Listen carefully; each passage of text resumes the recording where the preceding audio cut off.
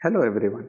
Today we are going to learn how to use a Google template which is available on Google Doc. So firstly, we will directly go to the Google Docs app. Here is my Google Docs app open on my mobile phone. Here you can find the plus symbol on the bottom right corner. So I'm going to select that and you find two options. One is choose a template, the another one is new document. I will select choose template. And then you can find so many templates already available for CVs, letters, education and work purpose.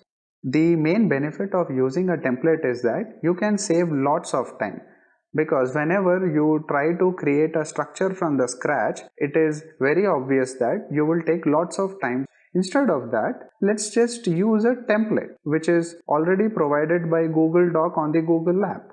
So I wanted to create a lesson plan, but I don't have much time.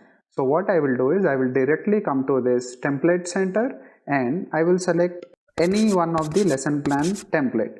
Here there are three templates, so I will just choose the simple one which says lesson plan simple and I'm going to open it.